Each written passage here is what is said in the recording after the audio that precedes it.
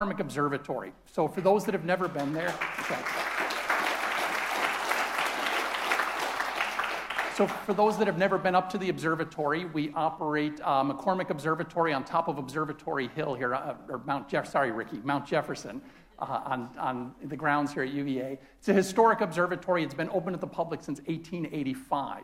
And we really can keep McCormick open to the public because of the generous donations from the Friends of the Observatory. So it's the Friends that allow us to fund things like the Public Night program, where the public can come up and look through the telescope. It helps us fund our Fan Mountain Public Night program, where you can come down to our Fan Mountain Observatory, which is 13 miles south of Charlottesville. And is a really spectacular place with dark skies, and we open to the public twice a year. One of the benefits of being a friend of the observatory, for those that have been to Fan Mountain, you know that there's a kind of a tedious ticket process to get tickets to go to Fan Mountain. The Friends of the Observatory don't need to write ahead to get tickets. They're just automatically admitted to Fan Mountain. In addition, the Friends of the Observatory help us fund a whole bunch of other education and outreach programs. We operate a loaner program for teachers, where teachers can borrow an 8-inch telescope for 3 months at a time. We offer professional development workshops for teachers. In fact, just last Saturday, 30 local teachers came up to the observatory to learn all about the eclipse and how to view it safely with their students.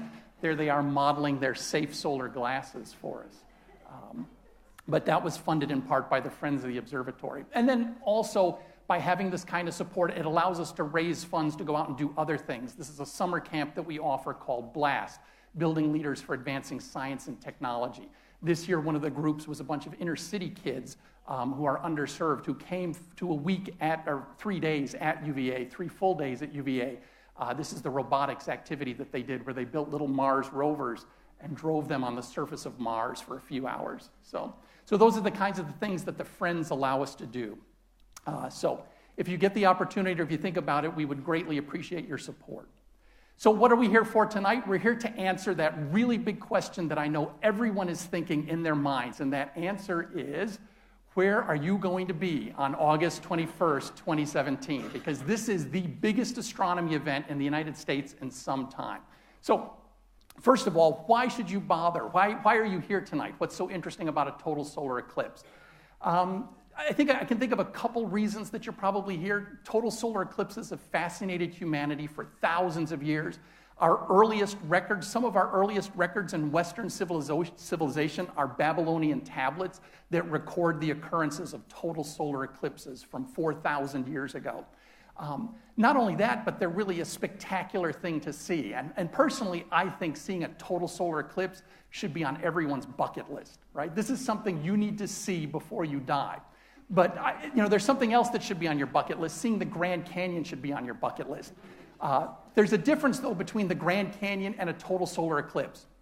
The Grand Canyon is there 24 hours a day, 365 days a year. You can see the Grand Canyon whenever you want. But a total solar eclipse appears somewhere in the world once every 18 months for just a couple minutes. You really have to make an effort to go see a total solar eclipse.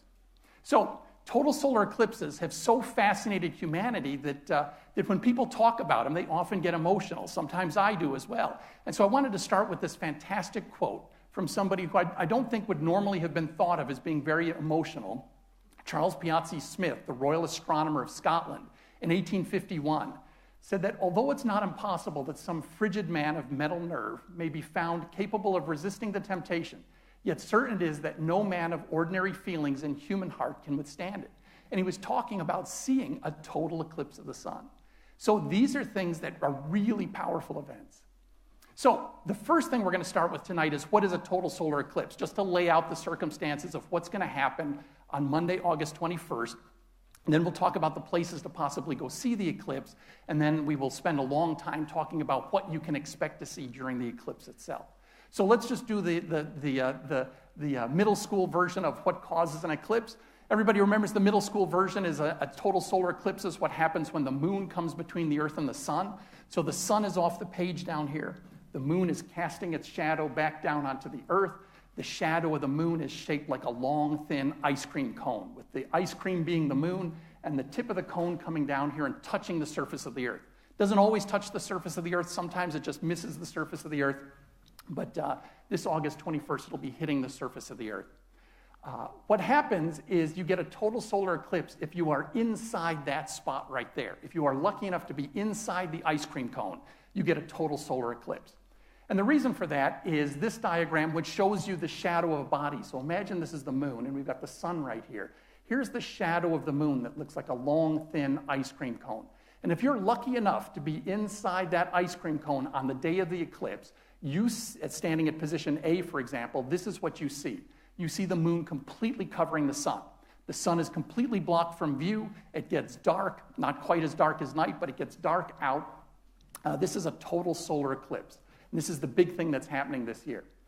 Unfortunately, not everybody can get inside the ice cream cone. If you're stuck outside the ice cream cone at position B, you experience what's called a partial eclipse at B. Someone standing at position B, they can look just beyond the limb of the moon and still see the limb of the sun over here, which means that the moon is only partially covering the sun, hence the name of partial eclipse. This is what we're going to experience in Charlottesville. In fact, this is what we're going to experience in all of Virginia this year, is a partial eclipse. If you're very unlucky and you're standing way outside the ice cream cone over here, as people up in Canada or Central America will be doing this year, this is what you see. Down at position C here, you can mostly see the sun. The moon is only blocking a tiny fraction of the sun's surface, so you see this at position C. It's also a partial eclipse, but it hardly covers any of the sun at all.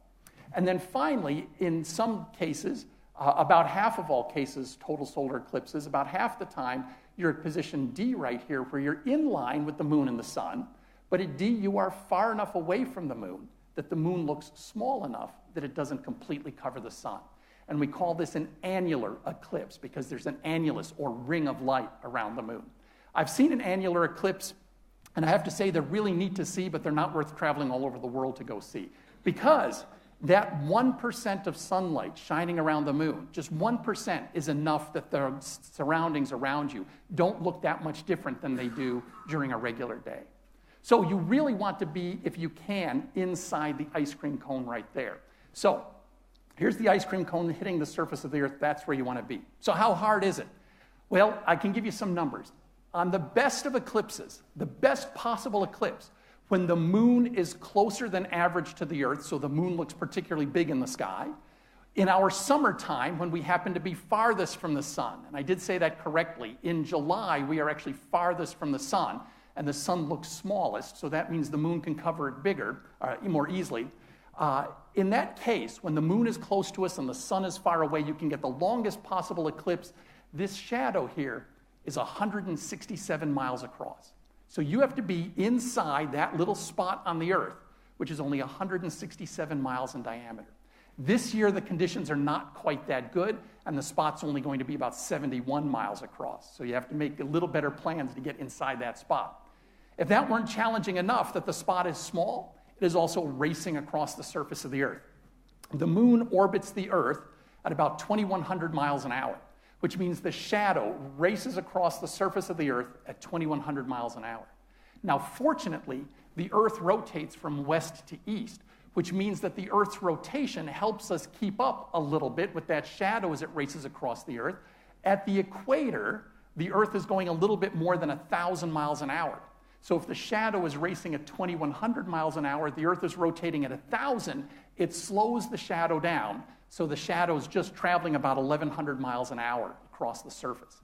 And then you can do a little bit of math. If the shadow is traveling 1,100 miles an hour and the shadow is 167 miles across at best, the longest a total solar eclipse can ever last is 7 minutes and 32 seconds. That's the longest you can ever be inside the shadow of the moon without artificial help.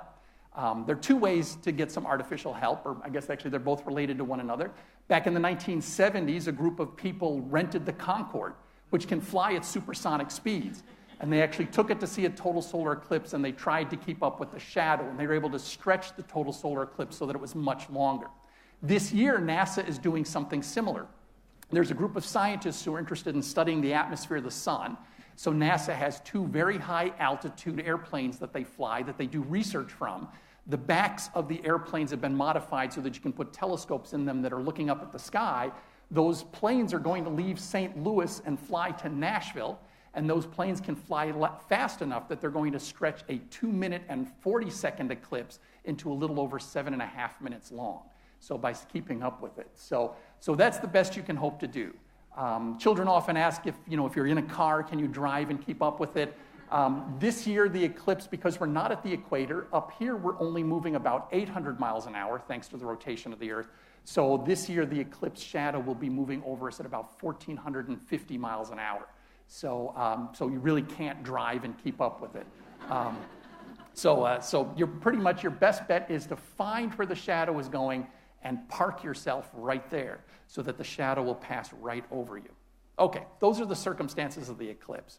So what's happening this year? What's happening on August 21st is the shadow of the moon, that ice cream cone, is going to first hit the Earth out over the North Pacific, halfway between Alaska and Hawaii.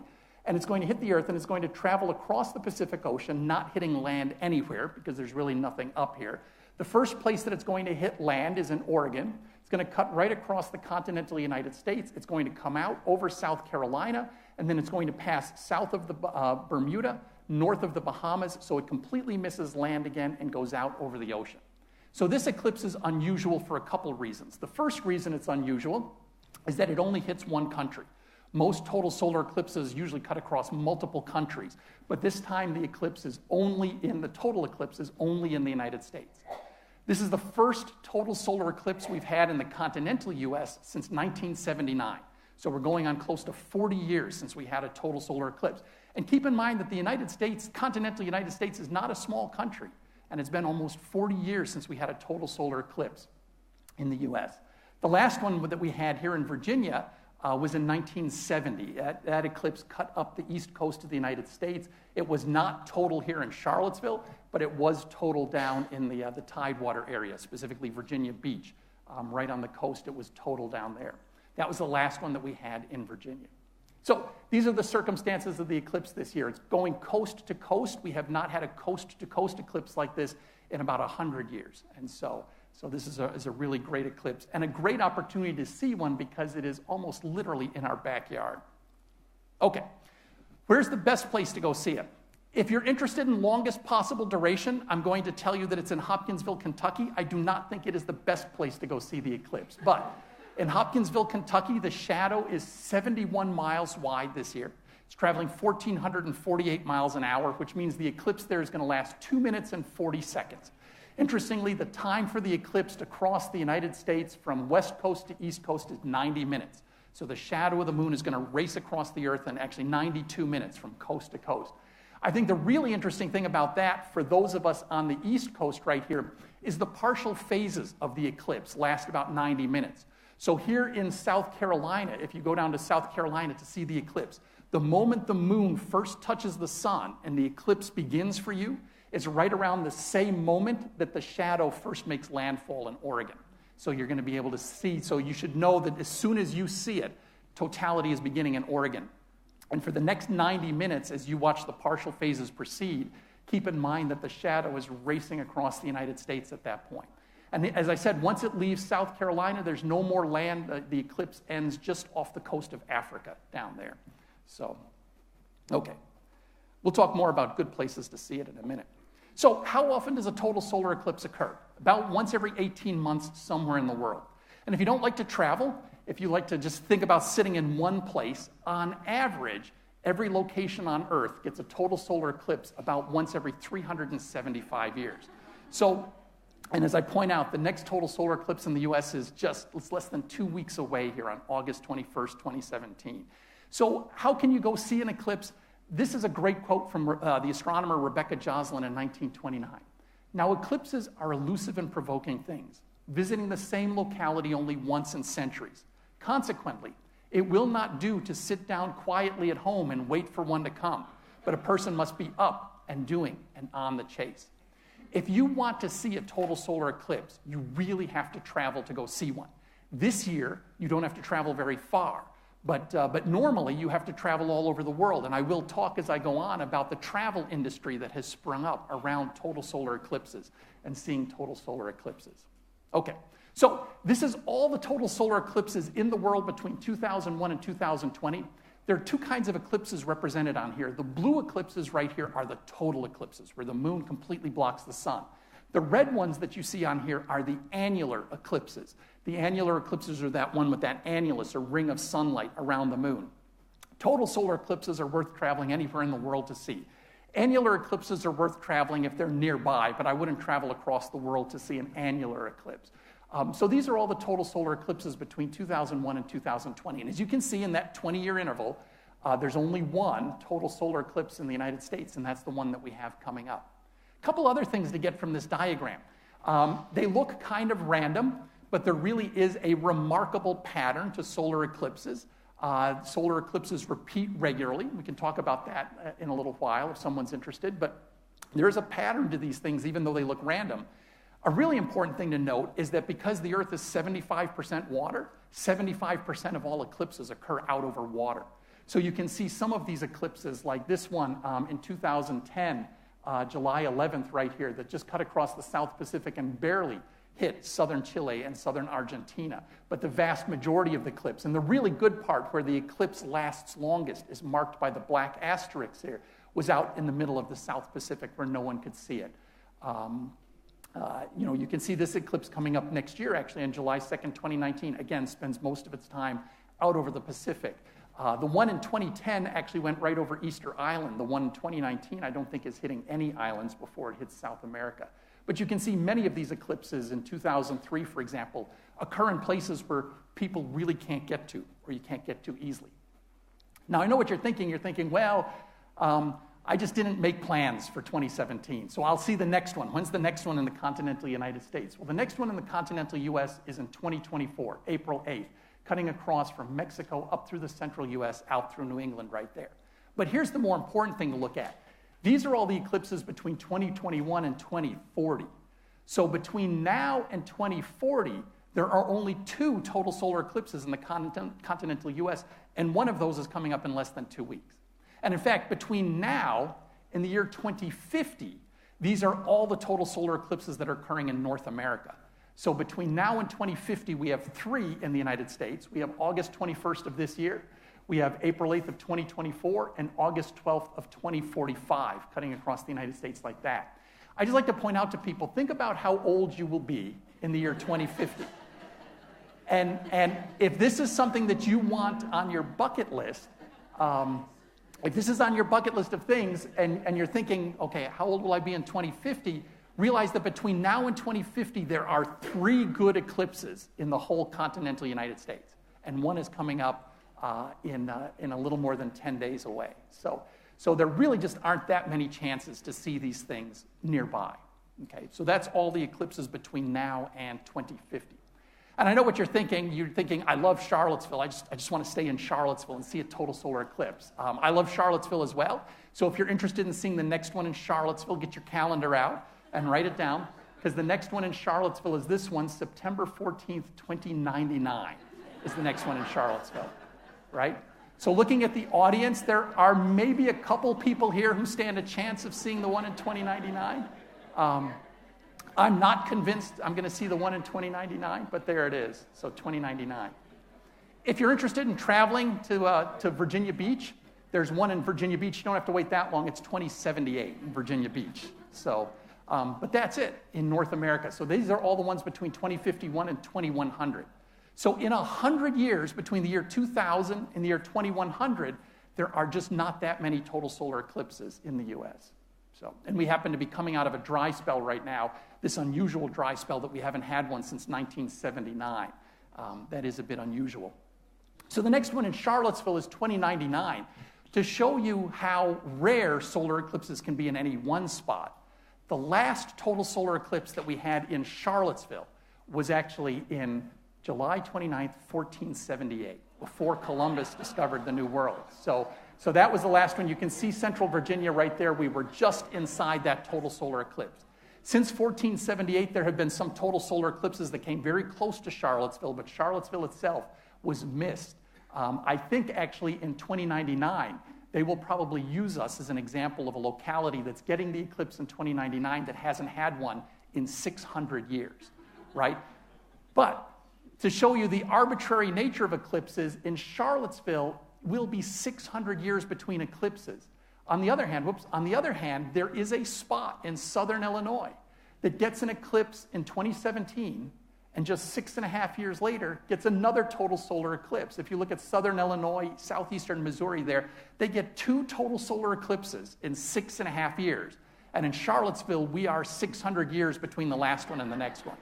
So it's just sort of the arbitrary nature of these things and how they occur. Okay, so that's the last eclipse that we had. So what's happening this year in detail?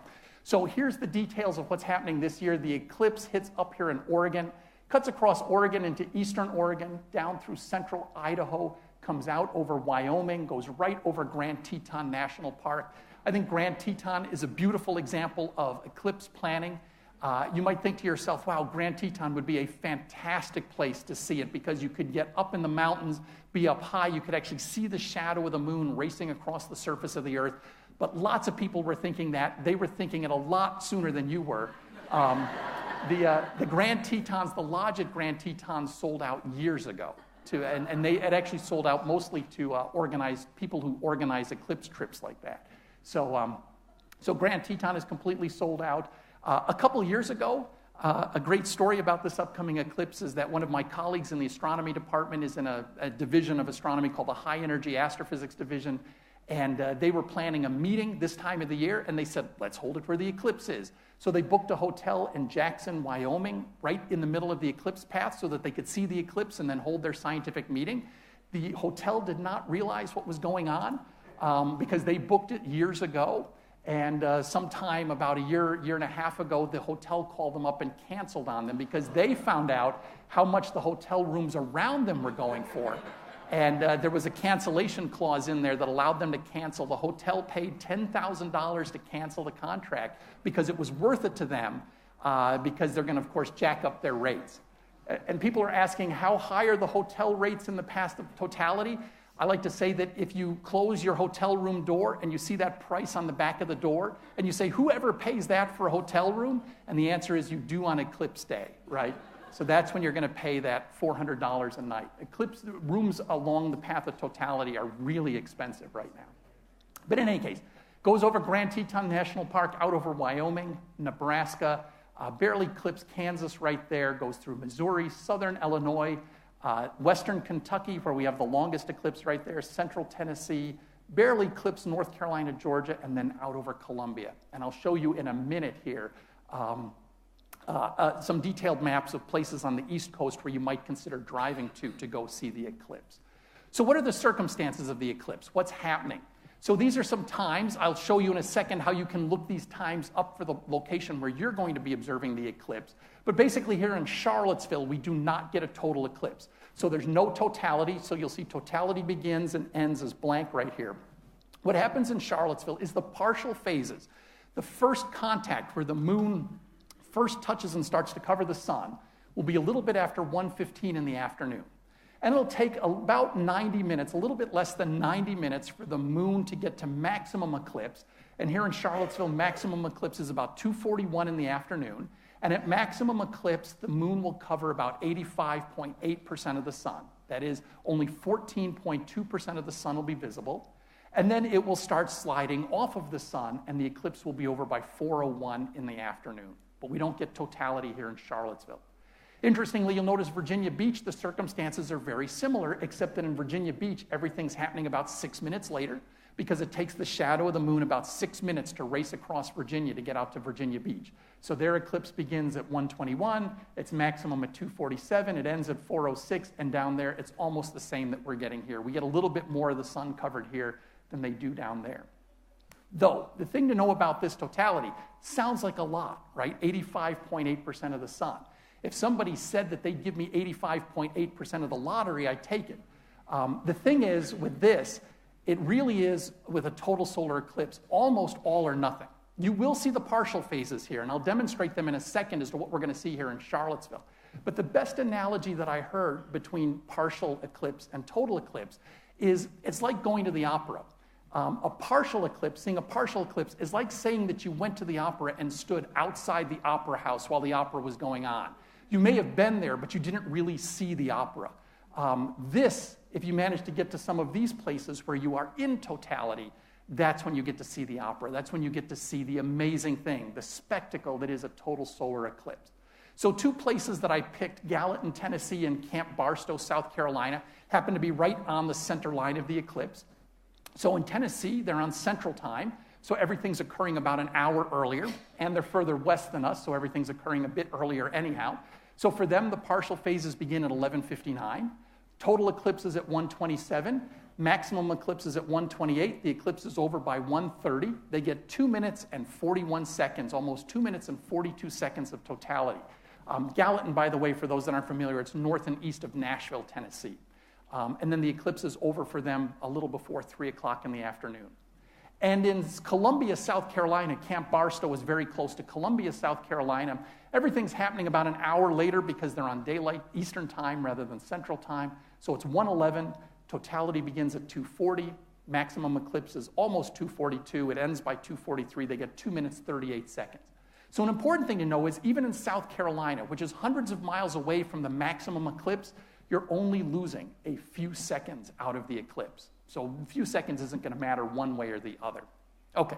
If you want to look up the circumstances for where you are going to be, I recommend that you just do a Google search on interactive Google Map eclipse.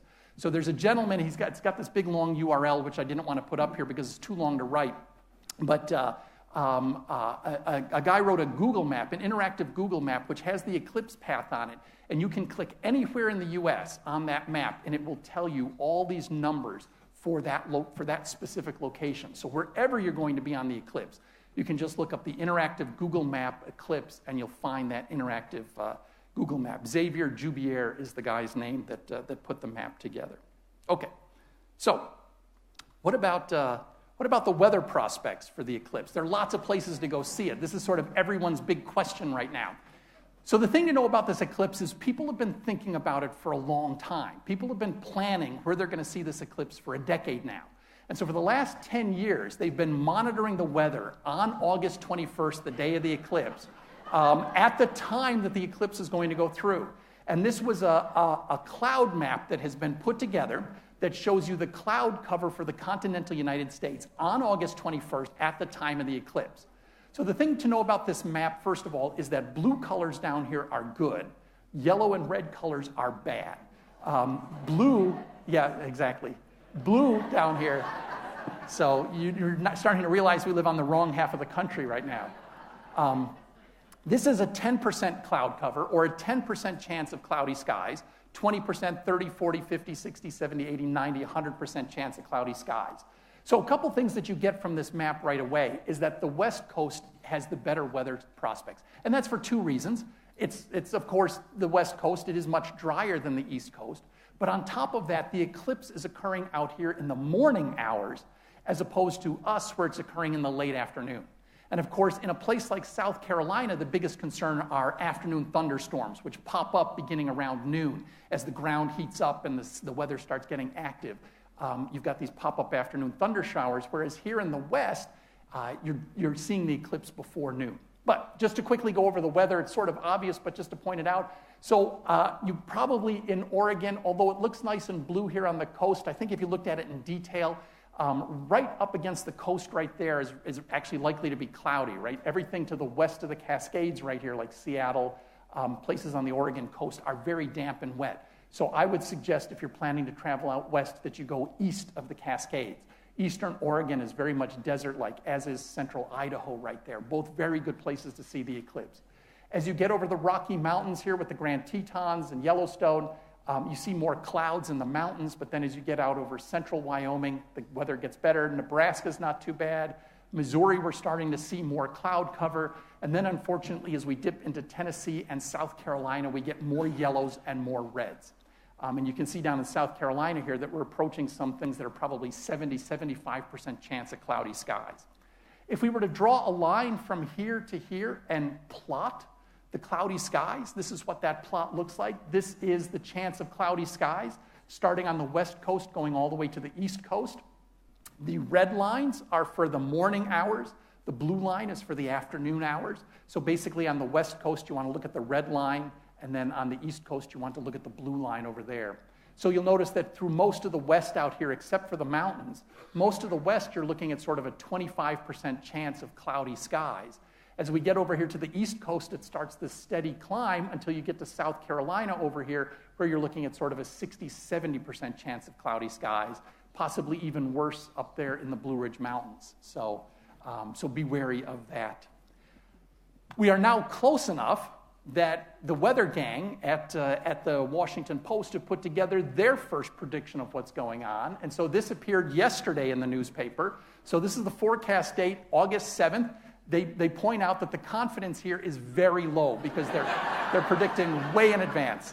So, but this is 2 weeks out. This is what they're predicting for the weather. So, looks good. Afternoon thunderstorms as we would expect. Midday thunderstorms through the Midwest, and then out here fog. So, and again, remember the eclipse out here is occurring the early morning hours, so fog could be a real concern there. So again, you probably want to get out into eastern Oregon. Anywhere through Idaho, Wyoming looks good. Then you have to worry about pop-up thunderstorms here. Looks good here. Afternoon thunderstorms there.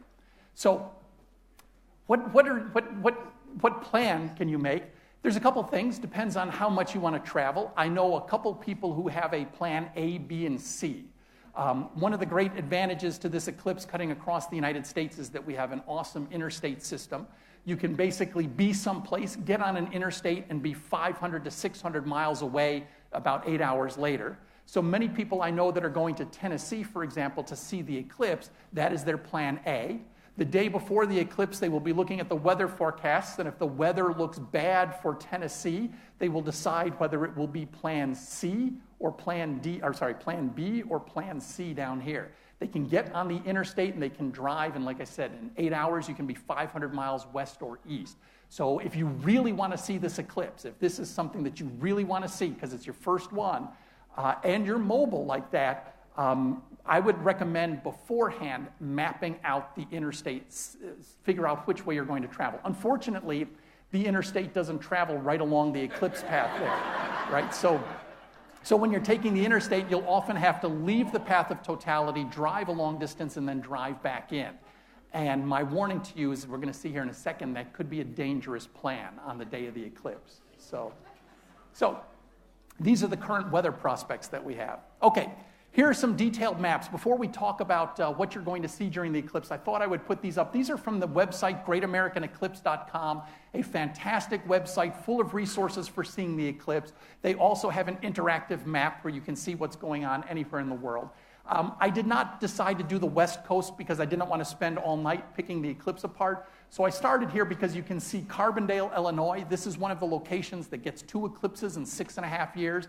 So if you want to see something really cool, drive or fly to southern Illinois, and you can stand in one spot and see a total solar eclipse. And 6.5 years from now, go back to that exact same spot and see another solar eclipse. And that is not something that people get to say very often, and not just now, but in the history of humanity, not many people have been able to say that. So southern Illinois is a great place to do that.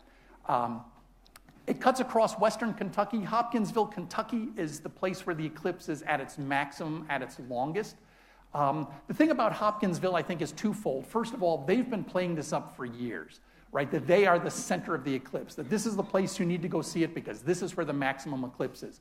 First of all, totality there is a little bit more than 2 minutes and 40 seconds, but you'll notice that it's also 2 minutes and 40 seconds down here, and it's 2 minutes and 40 seconds up here.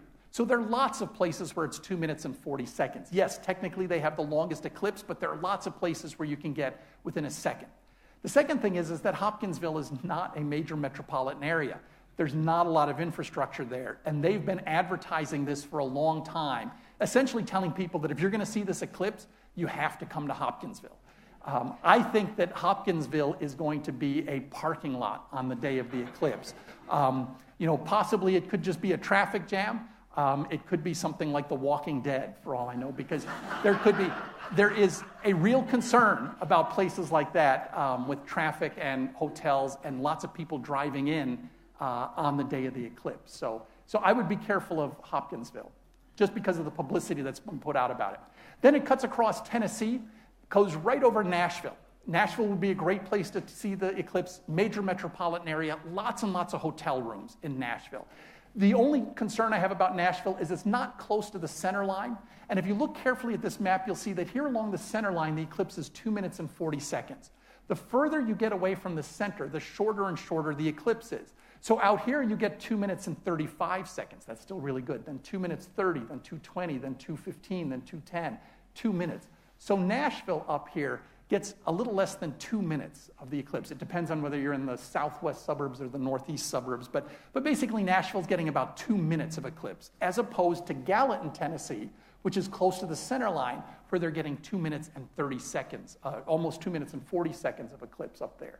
So if you're going to travel to see the eclipse, my recommendation is get close to the center line. Get within about 20 miles of the center line. You don't have to be right on it. Because you can see, if you're right on the center line, it's 240. You can be 10 miles off the center line. Oh, and I should remind you that, remember, the eclipse is 71 miles across. So that's 71 miles. You can be 10 miles off the center line and only lose a few seconds off the eclipse. So Nashville would be a great place, but if you're going to Nashville, you might want to make plans to get a little further north and east to see the eclipse.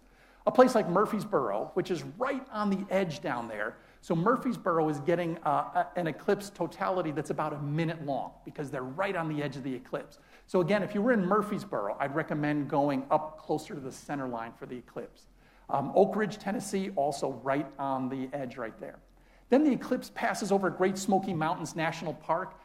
Again, another spectacular place, another place that you might think would be great to see the eclipse, but I know both from personal experience of having been there and looking at the weather maps that there's a reason they're the Great Smoky Mountains. It's always cloudy and rainy in Great Smoky Mountains. So there's a really good chance you'll be clouded out if you're in the mountains down there.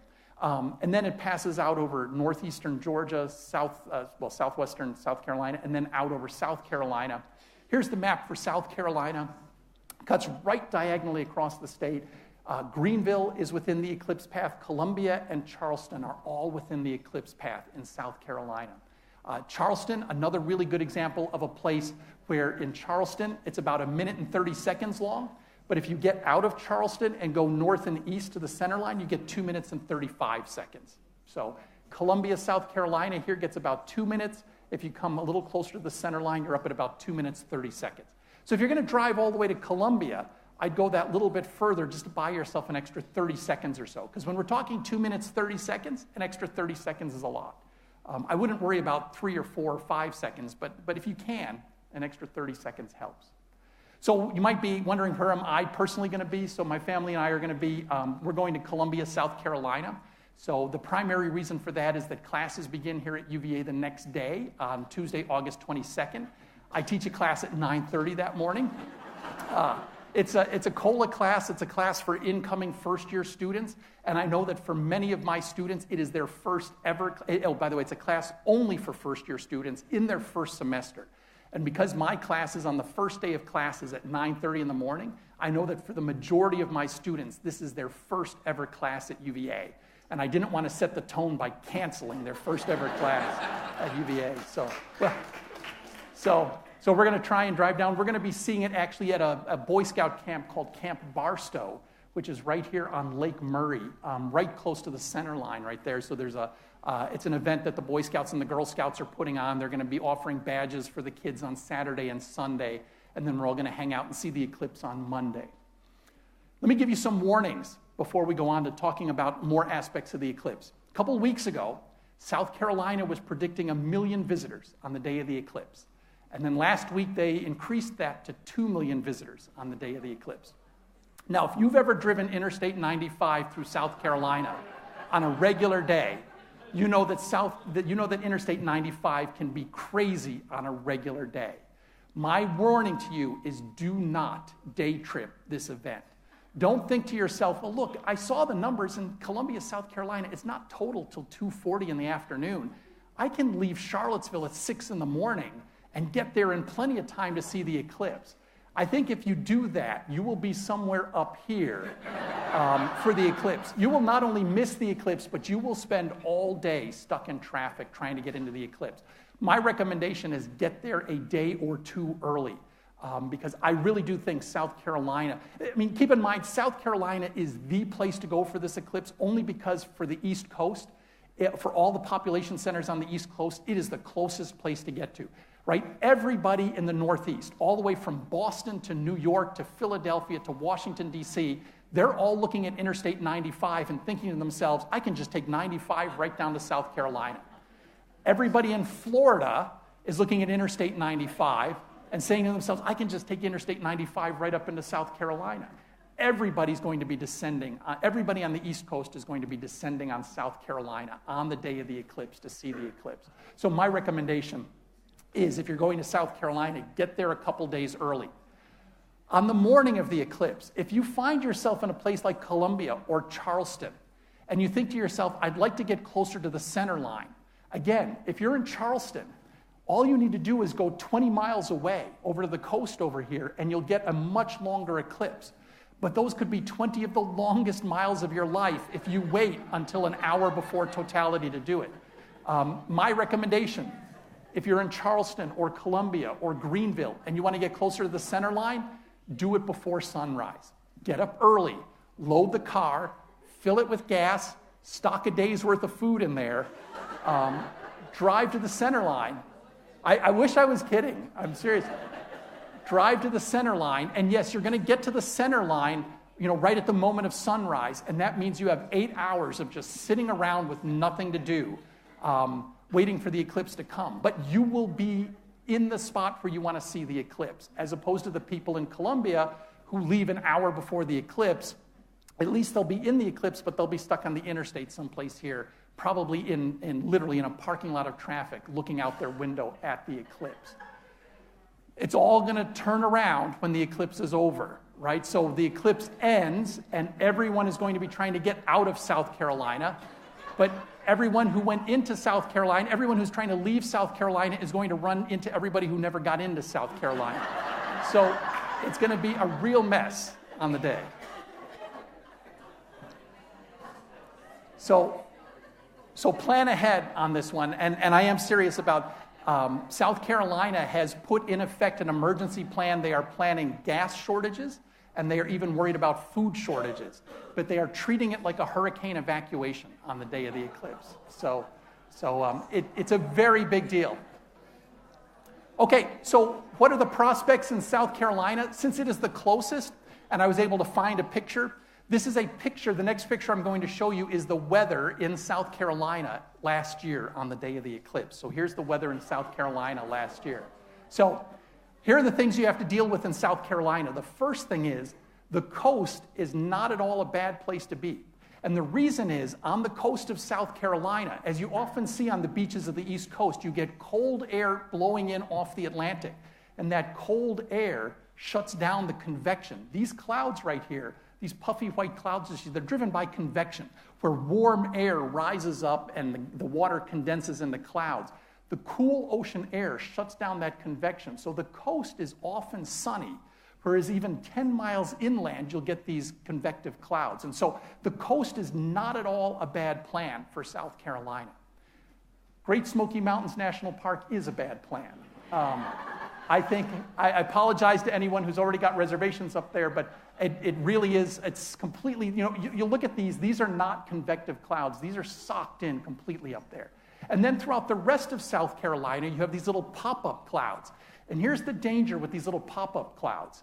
The eclipse is only 2 minutes, 30 seconds long.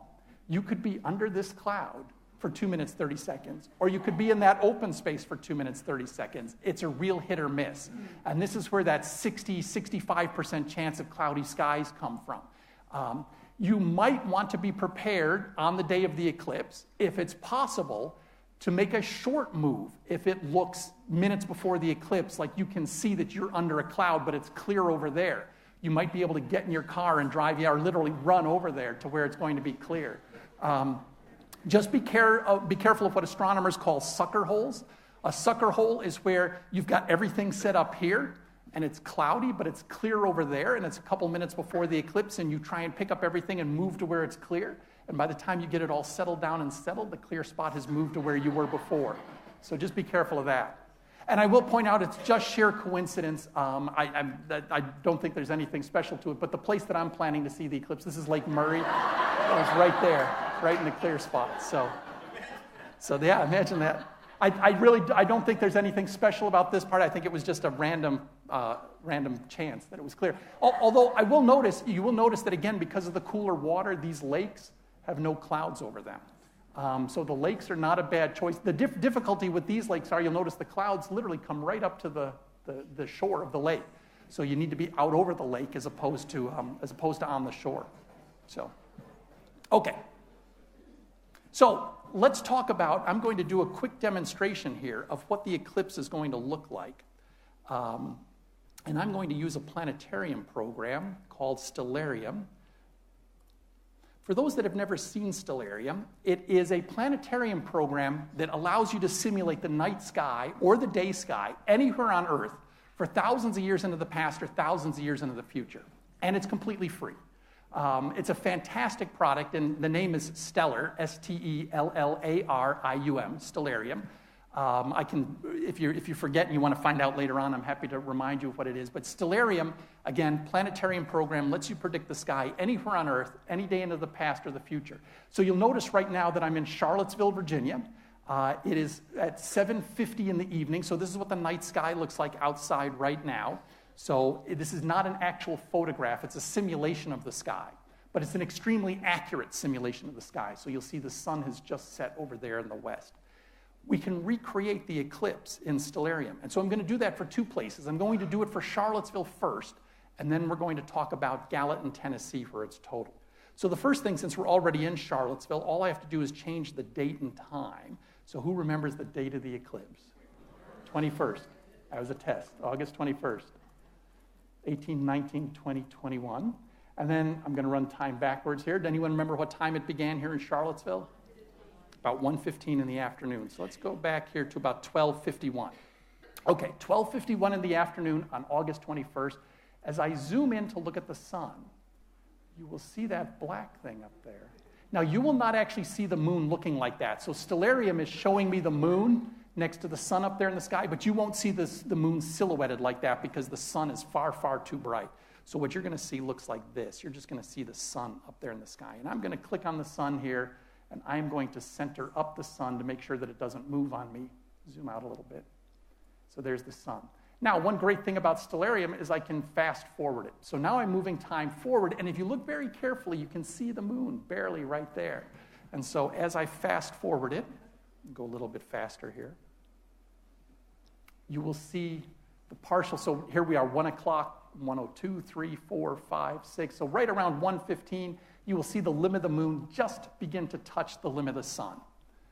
So there we go. That's first contact. And so what's going to happen over the course of about an hour and a half is that the moon will gradually cover the sun like this. Now, remember, I've got this sped up. Look at how fast it's going there. Let me put it in real time. This is how fast it's really moving down there.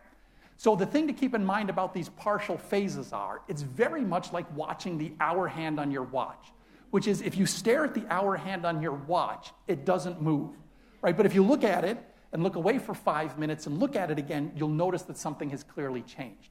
The partial phases are not the kind of thing that you are going to spend 90 consecutive minutes staring at the partial phases, okay? You're probably going to look at them for a few minutes, and then you'll look away and talk to your neighbors and look at the world around you and talk about the eclipse and how excited you are to be in Columbia, South Carolina, or wherever. And then a few minutes later, put the glasses on, look again, take them off. A couple minutes later, put the glasses on. So you will see the moon slowly marching in front of the sun. But it is not the kind of thing where you need to be continuously watching. I also point this out because people are concerned about having eclipse glasses for every member of the family. That's not necessary at all. You know, a pair of eclipse glasses shared amongst a couple people is perfectly fine because you're not going to want to be staring at every moment. As you get if you're in a place where it's going to be total, as you get close to totality, then maybe you don't want to share them as much. But here in Charlottesville, since the action is never going to be very fast, sharing glasses will be fine. Okay, so I'm going to speed this back up again. I'm going to speed it up even more. That's a bit fast. So this is the eclipse progressing now. So this is 2:15 in the afternoon. You might remember that here in Charlottesville, the greatest eclipse when 85% of the sun was covered was about 2:42 in the afternoon. So you'll notice here the sun looks like a thin crescent. We'll talk in a few minutes about how to see that in a really cool way. That was totality right there, that was maximum eclipse right there. Not totality, but maximum eclipse. And now the shadow is moving off, and you can see it's slowly uncovering the sun there, and that will last until 4 o'clock in the afternoon. But you will notice that the moon never completely covered the sun. Okay, so those are the partial phases here in Charlottesville. And if I speed it up here, there it goes, and it exits off the sun. What will it look like in a place where it's total? So let's go to a place where it's going to be total. And that place that I'm going to pick is Gallatin, Tennessee. So Stellarium, you just search on the phrase Gallatin. I clicked on it. You can see if you look down here that it's got me in Gallatin, Tennessee. So I've already changed my location, so I'm going to close out that window. I'm going to go back earlier in the day in Gallatin. And let me zoom out a bit here and find the sun. Okay, so now we're in Gallatin, Tennessee, where the eclipse will be total. Okay, so there's 11 o'clock, 12, oops. Click on the sun here and keep it from moving on me. 11 o'clock, 12 o'clock, and we'll go ahead and start up our... Okay. So the partial phases in Gallatin will proceed very much like they did here in Charlottesville. I'm going to speed it up a little bit here. So you'll see first contact right there where the moon makes first contact with the sun. The moon gradually moves in front of the sun. I'm going to speed it up again because the partial phases here look very much like they do in Charlottesville, except the major difference in Gallatin, Tennessee is that the moon will completely cover the sun here in a few minutes. So you'll see the sun getting thinner and thinner. It's going to look like a very, very thin crescent, and we'll talk more in a minute about specific things that you'll be able to see during the moments before totality. Let me speed it up just a fraction here. Okay, a few minutes before totality, if you look up there in the sky, you will see Venus and Jupiter appear in the sky. So you will see the bright planets appearing, and then at the moment of totality, it gets dark. Now, the one warning I have for you is that Stellarium shows, let me put this in real time here real quick. Stellarium shows too many stars. I've been to 2 total solar eclipses. I did not see stars during either one, at least certainly not this many stars in either one. So this is too many stars. But you will see Venus and Jupiter. You will see Mars. You might see Mercury close to the sun. You may see Sirius or Procyon, which are 2 of the brightest stars in the sky. Sirius is the brightest star in our night sky. They might be visible during totality. But totality will last about 2 minutes and 40 seconds. So I'm just going to speed this up a little bit so that you can watch what happens when totality ends. As quickly as it began, the moon will uncover the sun, the sky will return to brightness, and we will be back to the partial phases again. And you'll see the partial phases unravel. The moon will move off the sun, and the sun will just be more and more uncovered. Okay, so let's talk in detail about what you're going to see or what you should look for during the eclipse. So I'm going to go ahead and close this out for now. And I'm going to do that by sharing some of my vacation photos with you. So,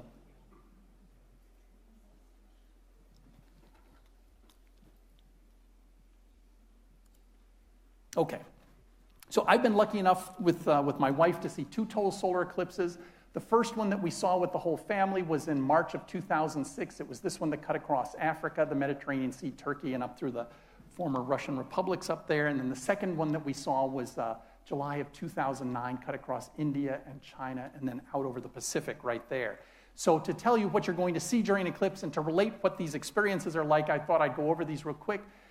This is a beautiful example of the travel industry that has grown up around eclipses. So this eclipse in 2006, March of 2006, first of all, it cut across most of Africa right here. And most of the places that it cut across in Africa, for example, the greatest eclipse right here was in southern Libya, are places that were difficult, if not impossible to, or at least very dangerous for Americans to travel to. So there wasn't much hope of seeing the eclipse through most of Africa. The south coast of Turkey was a great place to see it. There are a lot of resorts on the south coast of Turkey, But the primary place to see it in this eclipse was on a cruise ship in the Mediterranean Sea. There are lots of cruise companies that run cruises all over the eastern Mediterranean. And on the day of the eclipse, they were all lined up in a straight line along the path of totality. And so that's how we saw that eclipse, was actually on a cruise ship. So that's my two sons. One of them here tonight. He was passing out glasses as he came in. He's a little taller now than he was back in 2006. But this is a great way to see this. And basically what happened on this cruise was the cruise went all over the eastern Mediterranean. But the day before the eclipse, we were in Antalya, Turkey, and we left Antalya, and that night the captain sailed along the center line of the eclipse, and he wanted to get as far south as he could, both because the eclipse was longer down here. So you'll notice the duration of the eclipse. It was 4 minutes, 6 seconds, 3 minutes, 58, 3 minutes, 51. So the further south and west he got us, the longer the eclipse was, and the better the weather forecast was. It turns out the skies were clear all up and down the eclipse path, so it didn't matter much, but the weather forecast was better down here. So the goal was to leave Antalya and sail down on the eclipse path. I think a really interesting thing that came out of this ship that on this cruise had about 900 passengers. Everybody was there to see the eclipse. There were a number of commercial groups that had professional astronomers that were leading them. I was just there with my family. I was just a passenger on the ship. I wasn't leading a group. But I know some of the astronomers that were leading groups on there, and they met with the captain on the first day of the cruise. And the captain told them on the first day of the cruise that he would make every effort to see the eclipse. And they pointed out to him that he had 900 passengers who were there to see the eclipse. Everything else that they got to see on this trip, everything else was a bonus.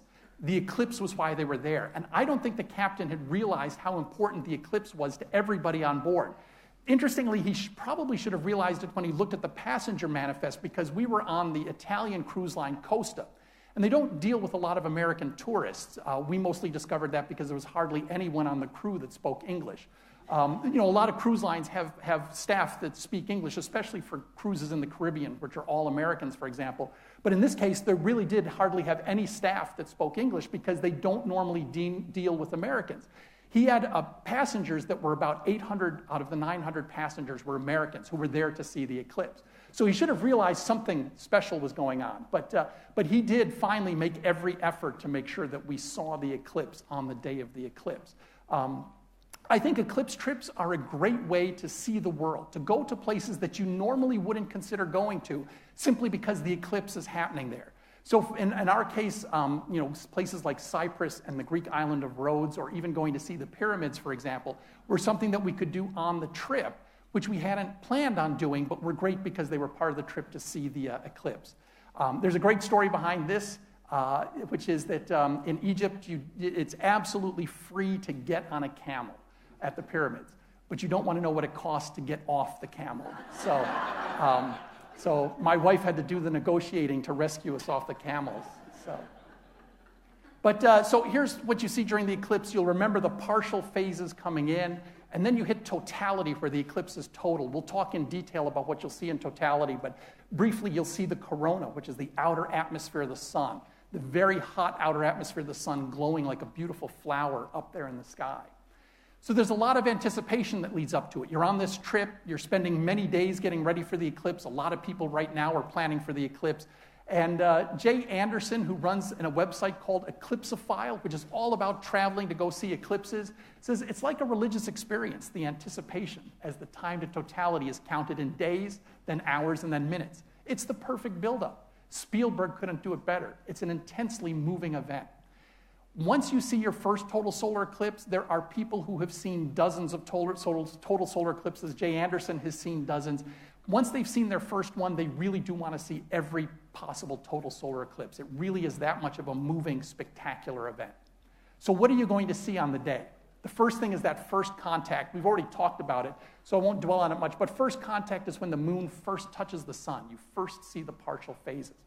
So during the partial phases, they're going to last about 90 minutes. The moon will gradually cover the sun. And as the moon gradually covers the sun, there's a couple safe ways to view the eclipse. Two ways are filtering the sunlight or solar projection. So let me start with solar projection first. Solar projection is where you project an image of the sun down onto a piece of paper. And there are a couple ways to do that safely. One is the classic pinhole projection, right? Pinhole projection was the thing that we all saw as kids, at least I did as a kid. You take a box, you cut a hole in it, put a piece of tin foil over it, poke a hole in the tin foil, point that at the sun, cut a hole for your head in the box. The whole reason for this is so that it is dark inside the box. You put your head in there, the sun shines through the pinhole, and down here on the bottom, you see a little tiny image of the sun. There's a lot of problems with pinhole projection. No, there really is. I have to say it is about the most disappointing way you can view the sun. Because the first thing that they've done incorrectly here is that that sun image is way too big, right? For a box that is this long, the sun will be that big. It is a tiny little spot. Now, you can make the sun, so there's a couple issues with the sun. If you put a little tiny pinhole, you will get a very dim image of the sun. If you make a big pinhole, you will get a bright image of the sun. You might say, so why don't I make a big pinhole? Because a big pinhole results in a very fuzzy image of the sun, and a small pinhole results in a very sharp image of the sun. So there's a trade-off here. You can have a big pinhole, which gives you a bright image, but very fuzzy, or a small pinhole, which gives you a very sharp but dim view of the sun. In any case, I think it's very disappointing. It's tiny. There's not much detail you can see on the sun. The only way to make the sun bigger is to make the box really long, but then it quickly, even to have the sun an inch across, the box would have to be absurdly long. So it's not the best way to do it.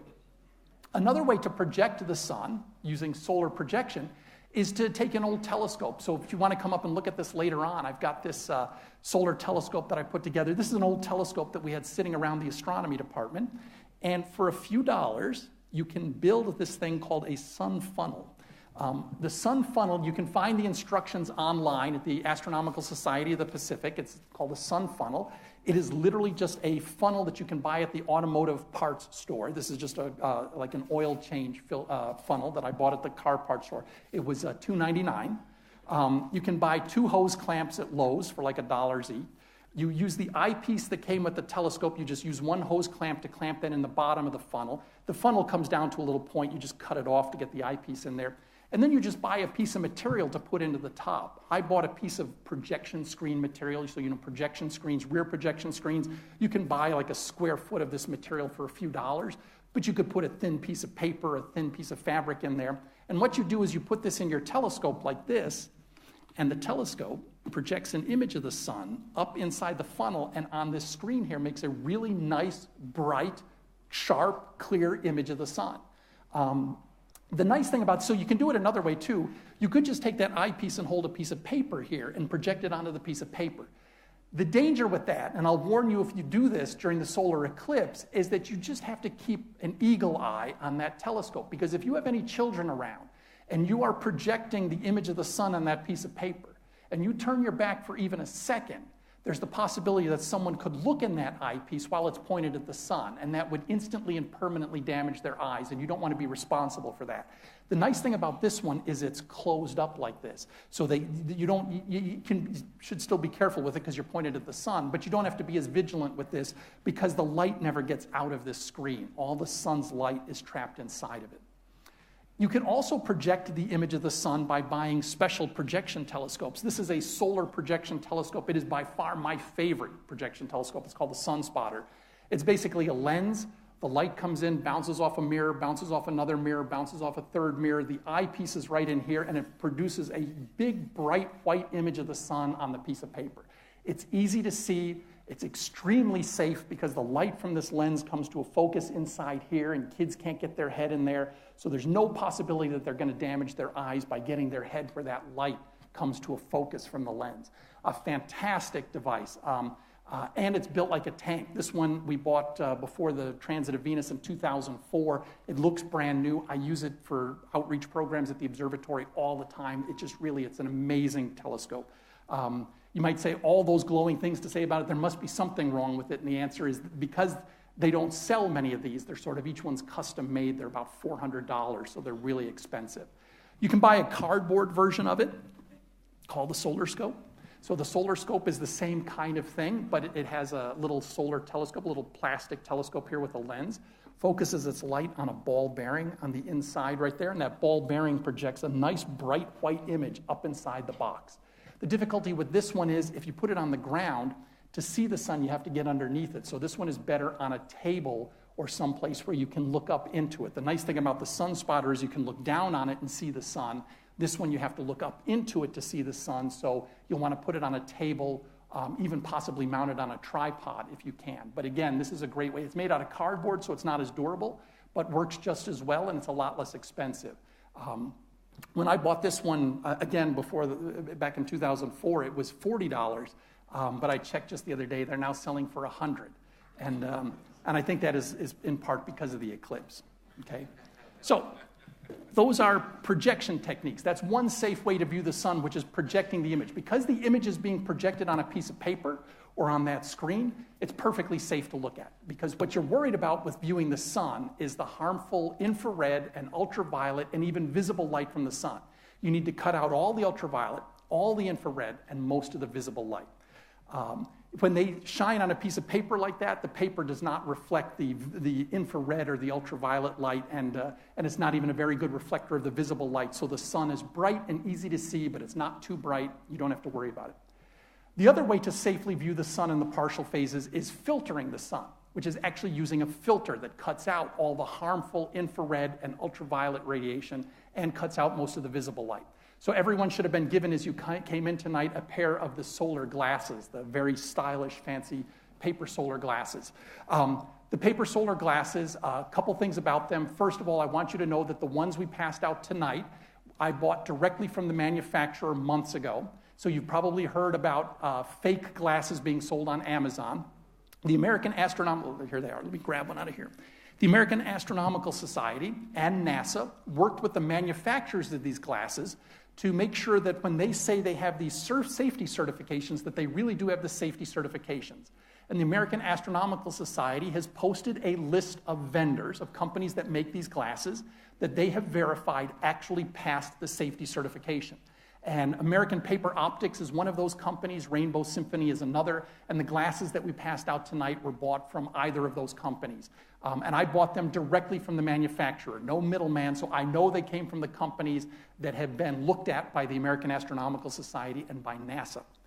The problem that's going on right now is those companies are rapidly selling out of glasses, and they're not guaranteeing delivery by the Eclipse. You can go on Amazon, and you can find glasses. And you can find glasses on Amazon that say that they're ISO or CE certified, which are two of the certification companies that provide safety certification. The problem is when you buy them off Amazon, you don't know whether those companies really did pass the ISO or the CE certification, because all they've really done is printed it on here. Because Amazon, you're dealing oftentimes with middle sellers. They're not the people who made the Eclipse glasses. They bought them someplace, and now they're just reselling them. So I would be concerned, and I just wanted to warn you that be careful about buying glasses on the internet. If you buy them, go to the American Astronomical Society site. Just look up American Astronomical Society Safe Eclipse Glasses. You'll go there, and you can find the safe manufacturers. As I mentioned in the email I sent out yesterday, we will have extra glasses for sale tonight, or I should say they're for a $2 donation. If you would make a $2 donation to the Friends per pair of glasses, we have a whole bunch of spare ones up here tonight if you want to get some for friends and family. So, and as I said, I bought these direct from the manufacturer, so I know they're safe.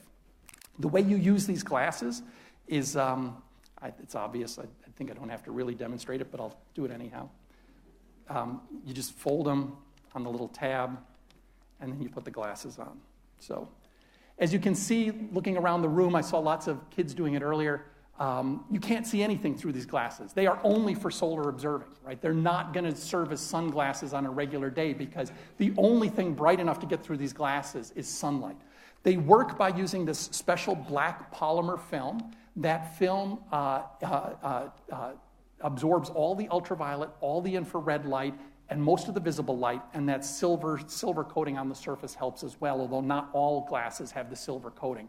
It's the black polymer film that works great. The other warning that they're giving people about these glasses is if you have glasses that are more than 3 years old, they're not recommending that you use glasses that are more than 3 years old. I've tried to find out why that is, and the best evidence that I can find is that it's not that we know for sure that they become unsafe after 3 years. It's because no one has tested them after 3 years. In large part because the glasses cost $1, so it's not worth doing a long-term lifetime study of how this stuff degrades when you can buy the glasses in large quantities on the internet when an eclipse is not happening for $1. So they're recommending after 3 years that you discard them. By the way, they're still useful after the eclipse. You can use these glasses to view the sun at any time. You can see sunspots with them. Sometimes there's a very large sunspot on the sun. You can use these to see sunspots, but they're a great way to see the partial phases. So that's one way to filter the sunlight that way. You can buy other filter material. You can buy, for example, these glass solar filters. So here's an example, and these are up here. You're welcome to come look at them after the talk. So you can buy glass solar filters like this. It's just a piece of glass that has silver laid down on top of it, aluminum laid down on top of it. It's safe for direct solar viewing, so basically you just hold this up and you look at the sun through it. Again, this was bought from one of the good companies, one of the reputable companies that makes solar viewing equipment. I think this works just as good as these do. But these are like $1 or $2, and this is $20. So I think you're just better off buying these. Another thing that works just like this is welder's glass. You've probably heard that you can use number 14 welder's glass. Absolutely safe. Number 14 welder's glass works great. The problem is $2. Welder's glass is going to set you back like $20 as well. So I think, again, the Eclipse glasses are the better way to go. If you don't like paper, they are selling, you can buy them online, plastic versions of them. So it's exactly the same material. They do exactly the same thing, but they're more stylish and more fashionable, but there they are. So it's exactly the same thing. And again, these are about $20 as opposed to the $2 for the paper glasses. So I think when it comes to filtering, your best bet for filtering the light is those Eclipse glasses. The important thing to know about the Eclipse glasses, they are only for using naked eye viewing of the sun, right? They are for putting the glasses on like this and looking at the sun. They are not, and I'm going to repeat this, they are not for putting on and using a telescope or a pair of binoculars to look through them. And the reason is, think about what a telescope does. A telescope is gathering a huge bunch of light. If you have a huge bunch of light gathered by this telescope and it comes out the eyepiece and you focus it on that little piece of plastic, it'll melt right through the plastic. So you cannot use these to put these on and look through a telescope. You cannot use them to look through a pair of binoculars. They are only for naked eye observing like that. If you want to use a telescope to view the sky, not projecting it like this, but actually putting your eye up to it, you need a proper solar filter to do that.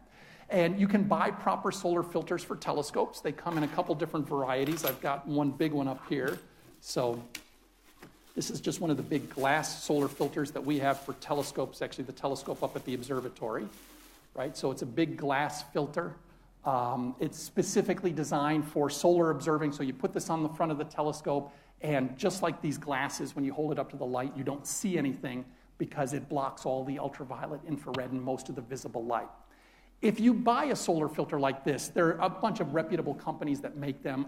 These things are so expensive that I don't think there's much concern about counterfeiting. I think the concern right now with these is that the supplies are low and shipping is iffy at this point to get them before the eclipse.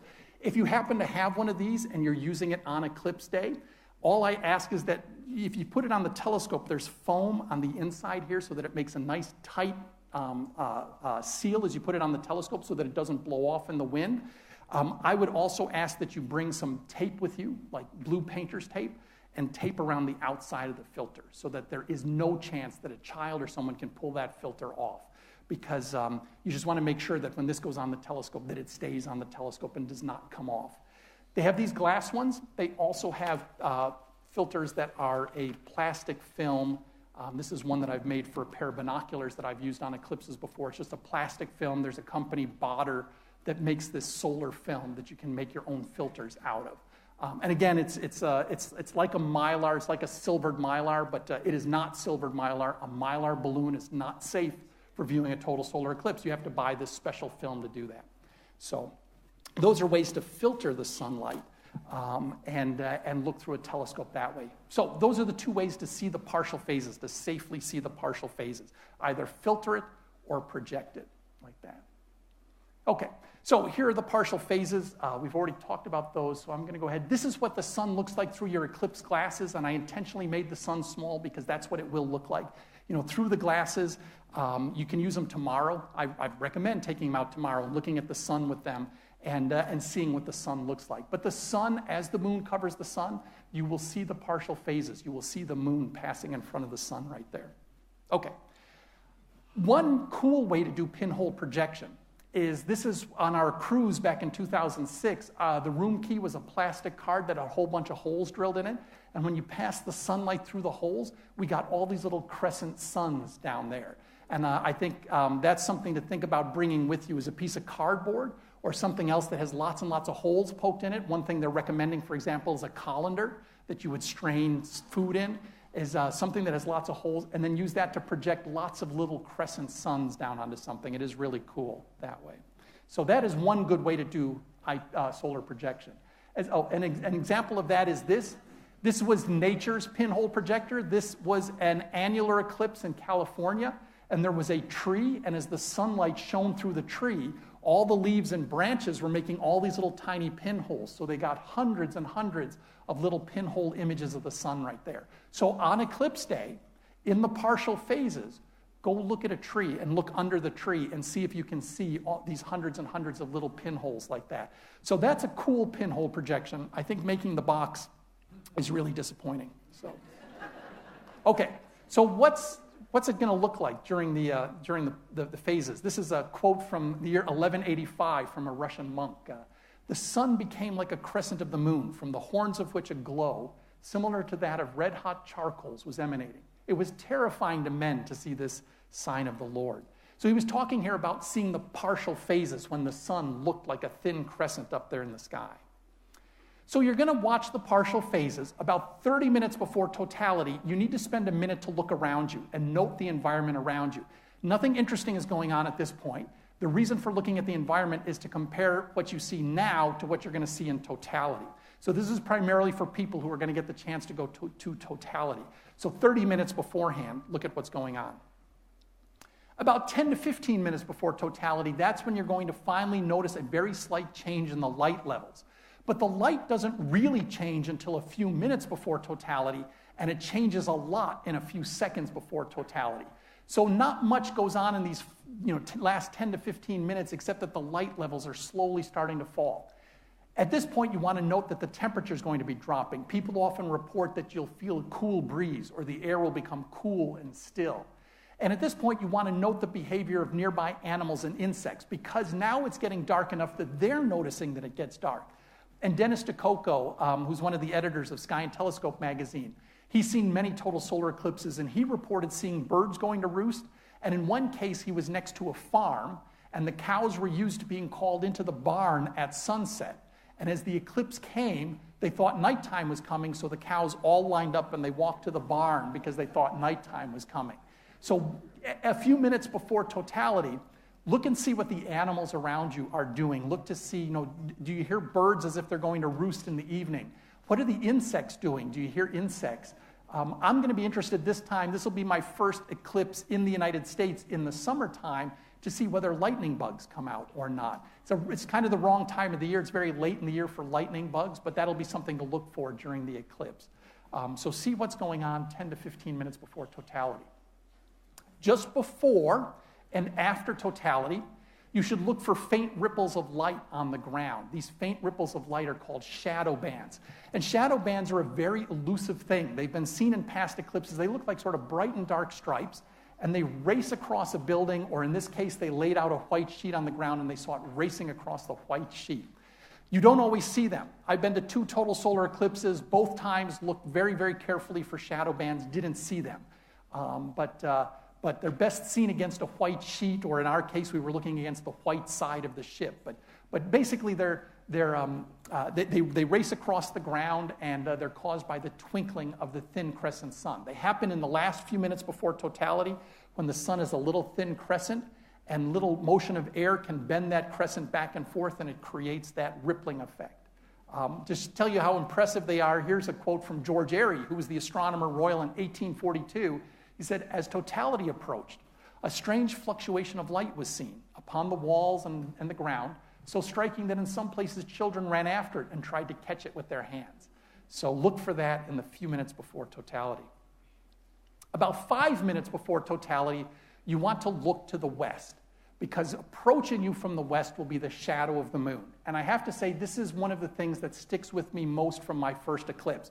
We were on the deck of the ship 5 minutes before totality, and we look out to the southwest, and it was a mostly blue sky all around us, hardly any clouds at all. And when you look out to the southwest, you can see this just column of darkness. And it's a very unnatural thing, because there's blue sky everywhere, and just this column of darkness stretching all the way from the sky down to the surface of the earth. And that is the shadow of the moon. The shadow of the moon stretching all the way from the moon down to the surface of the earth. It's really impressive. To show you how impressive it is, I'm going to play you a quick video of an eclipse that occurred last year in 2016. So I'll just set it up quickly so that I can play it. So in 2016, there was a total solar eclipse that occurred out over the Pacific. So this one here. So it occurs over Indonesia, then goes out over the Pacific Ocean out there. And for the most part, no one could see it because it was out over the Pacific. Once it got out over the Pacific, it didn't pass over any other islands. A meteorologist in Boston noticed, though, that it would end its day halfway between Alaska and Hawaii. And he realized that Alaska Airlines routinely flies from Alaska to Hawaii. And he wondered if they would happen to have a flight going by at the moment that the shadow of the moon was coming by. And they did, but it was off by 10 minutes. So he called Alaska Airlines and he asked them, could they delay the flight for 10 minutes so that they could be in totality? And I'm sure Alaska Airlines called TSA, and said somebody wants to delay a flight. But he was an on-air meteorologist, so he was finally able to find somebody who was high enough up that was able to accommodate him. And they said, oh, this is a great idea. So they sold the seats on the plane, particularly the seats on the side facing the setting sun, to the people who were interested in seeing the eclipse. And I'm going to show you this video because it is a beautiful demonstration of A, the shadow of the moon reaching all the way down to the surface of the earth. And I think just as importantly, how exciting it is to see an eclipse, even if it's not your first eclipse. So the gentleman that filmed this from the airplane, this was not his first total solar eclipse. And yet you will hear the excitement in his voice.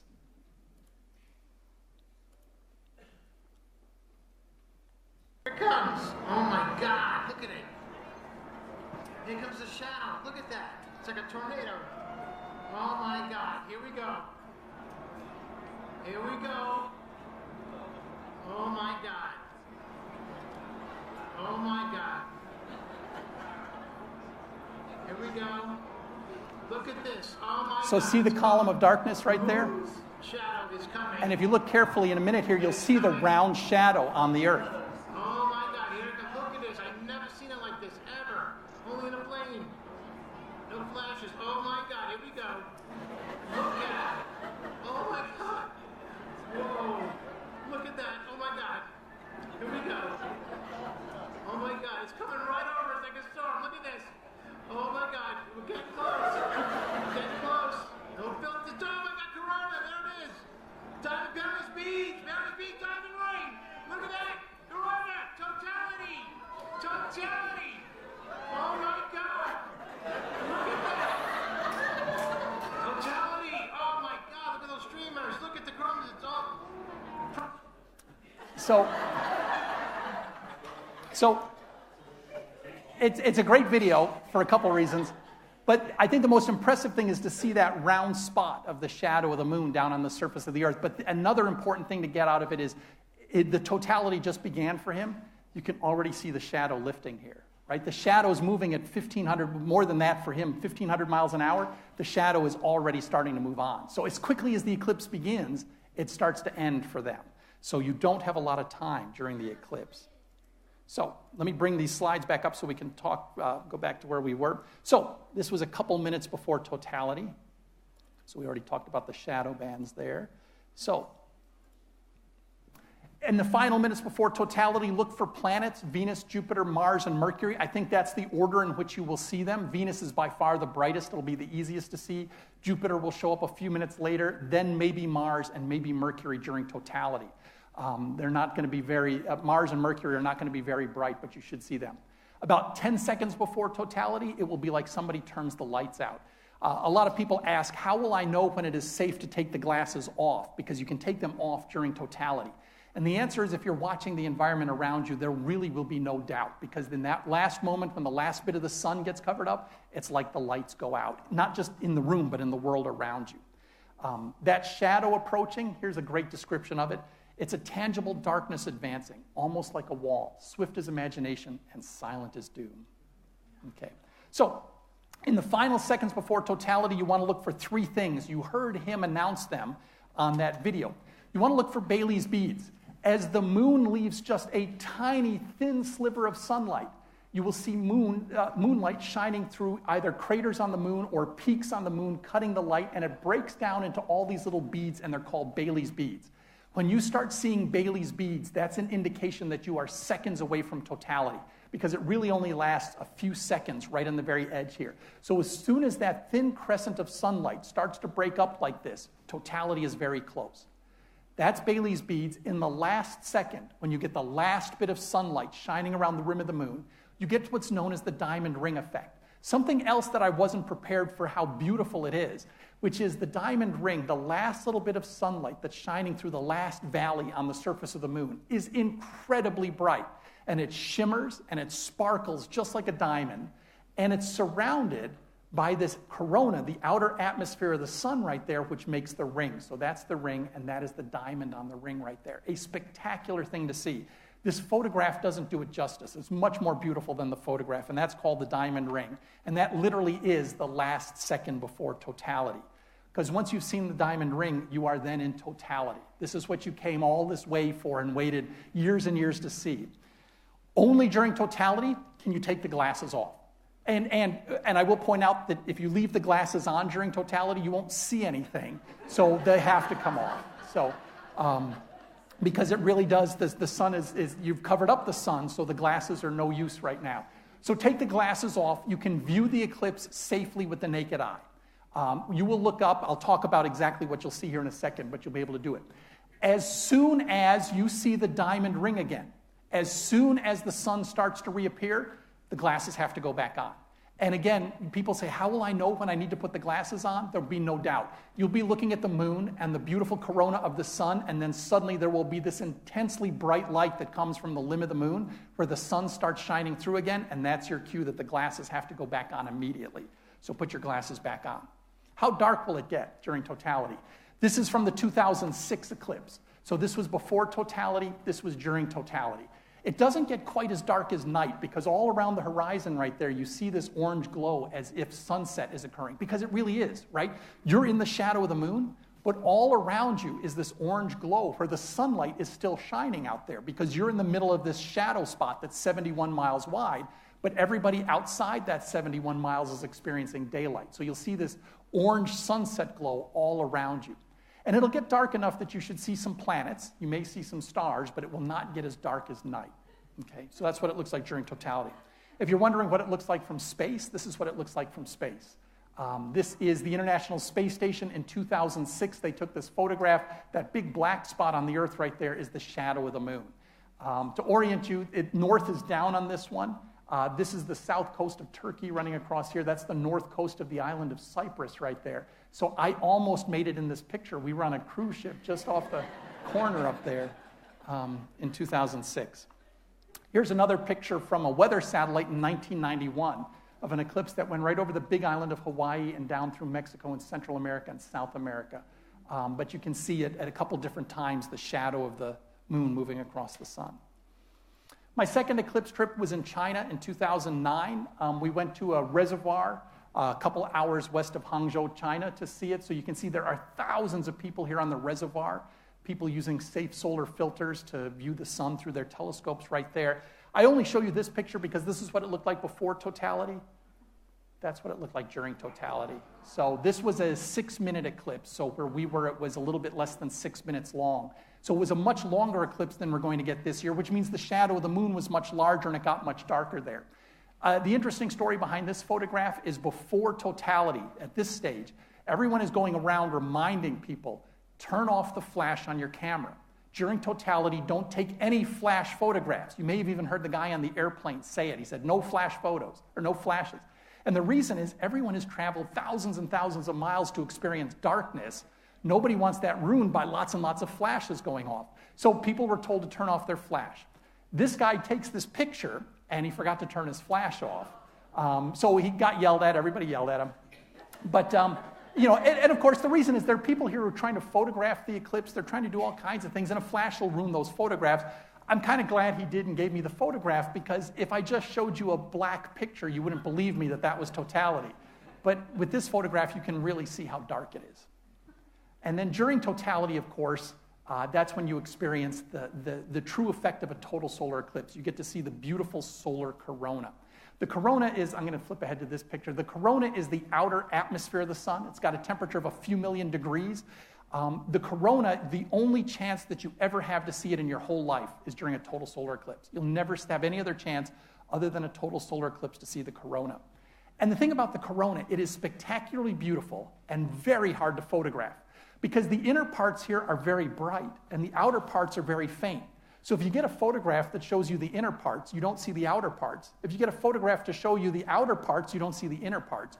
And it doesn't show nearly the detail you'll see with the naked eye. This is the best photograph I've ever seen of the corona. And it's not truly a photograph, it's sort of a Photoshop. But these are called helmet streamers right here, where they close at the top, they look like a helmet. And then there are these open lines as well.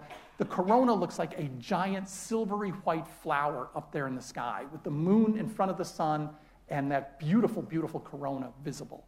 It's the thing that you really are going to see during a total solar eclipse, because as I said, you will never see the corona any other time in your life except during a total solar eclipse. Okay, there's another picture of the corona. Another thing to look for during totality is prominences. Prominences are little loops of material sticking up above the surface of the sun. Prominences will have a distinct red color to them. There can be very small ones like this, or in this case, they were really lucky and got to see a nice big prominence sticking up.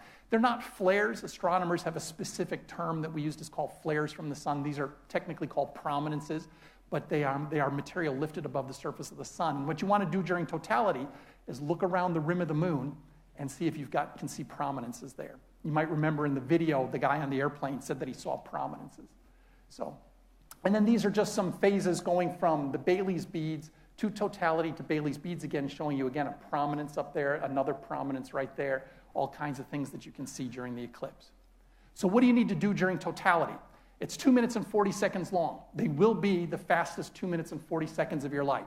During totality, you want to take a moment, but I point out no more than a moment, to look around. Look at the environment around you. How dark did it get? What does the sky look like? How much of the horizon is lit up in that orange color? What's the color of the light? A lot of people describe it as being sort of blue-gray. Look for the planets and the stars in the sky. Which ones can you see? The thing about the planets and the stars, you have to prepare for that ahead of time, right? You've got 2 minutes and 40 seconds. Now is not the time to learn how to use a star map. Don't be the person with the star map trying to orient themselves and find things in the sky. Practice ahead of time.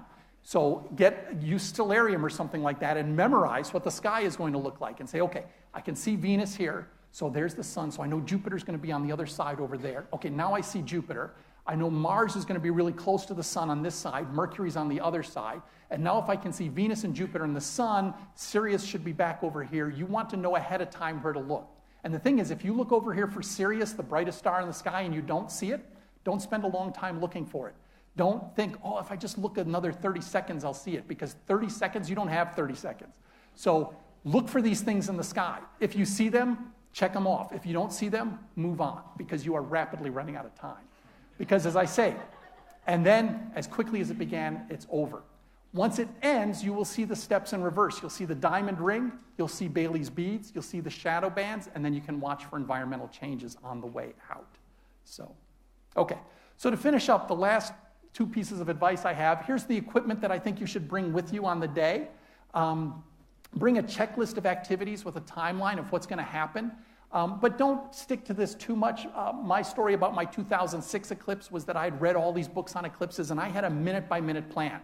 And in cases coming up to totality, it was second by second that told me exactly what I should see every second so that I wouldn't miss anything, because I didn't know when I'd get to see another one. I wanted to see everything there was to see.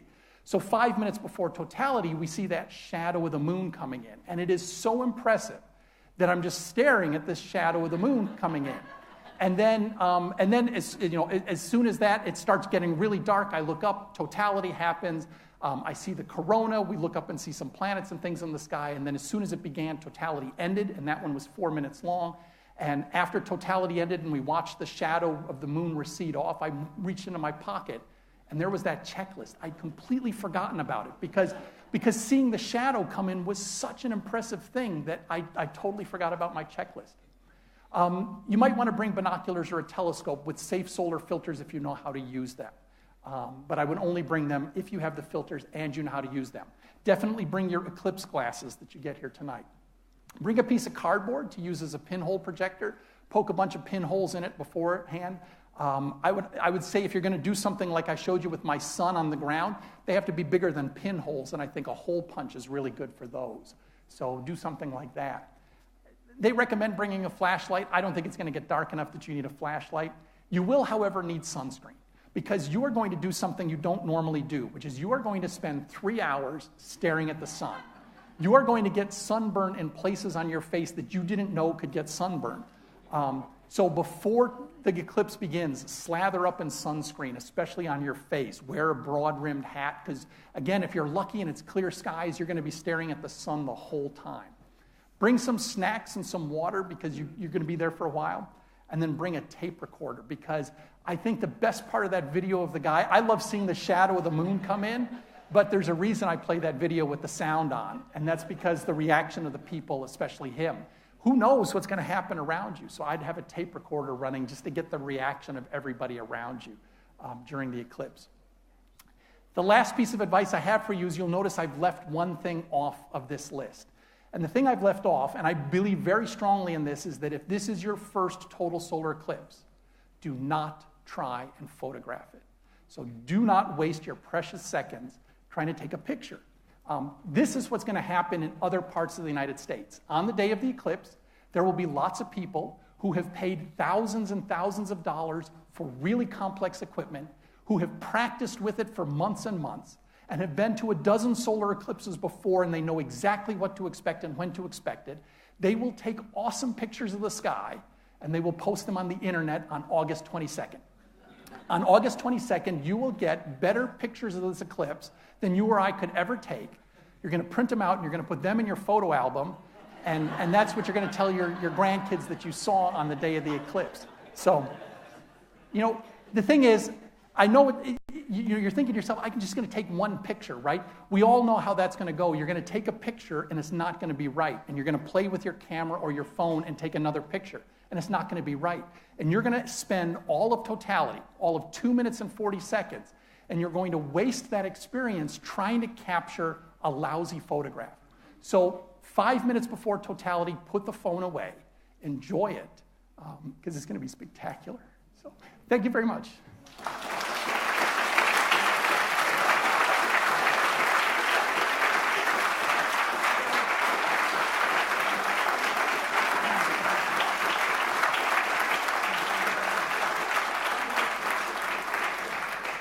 We're running really late. I'm happy to take a couple quick questions, and then I'll end. Yep? In that video, it looked from the plane, it looked like the sun was enormous and the moon was this tiny speck inside. Is that a distortion? That was actually the corona. That big thing around the moon was the corona of the sun. It's as bright as the full moon. So, Is that what it looks like? yep, yeah. It's really spectacular. Yes. I just think, Well, hang on for a second. Let me do that. could you say just a little bit about what happens and what to expect if, in fact, you're someplace where it's cloudy? So if you're cloudy, it's going to get dark, but you're not going to see the sun. You're not going to see the corona. You won't see the stars or the planets in the sky. But it will get dark where you are. No, because the column requires clear sky to see. And in order to see that column, you want to make sure there aren't trees around. So find a place where to the west and to the east you have a very clear line of sight so you can see that column approaching. Yes? I have two questions. Uh-huh. The glass thing, the aluminum on it. Yep.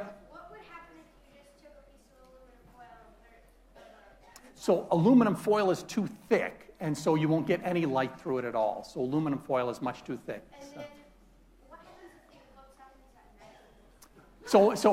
So for half the people on Earth, the people that are on the side of the Earth facing away, they have night, they don't get to see the eclipse. So, yeah. Yes?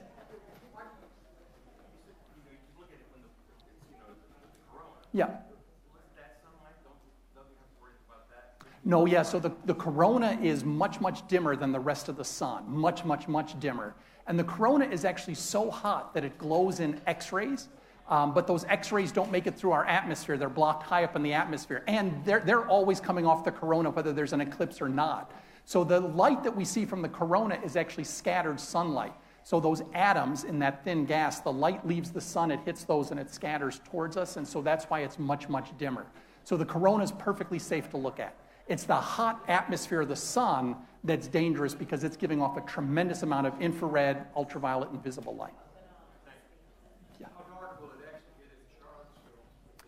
Yeah, so how dark will it get in Charlottesville? At 85%, it sounds like a lot, but you won't notice anything going on here. If you have the eclipse glasses, you'll see the partial phases, but other than that, you will not notice it getting dark. You will not notice anything weird happening in the world around you. If you use a pinhole projector, you can see the little crescent suns, but the environment, and the problem is that your eyes are really good at adjusting to changing light levels. As it starts to get dark, your pupils will open up, and they'll just let more light in. At 86%, you're not going to notice anything unusual in the environment around you.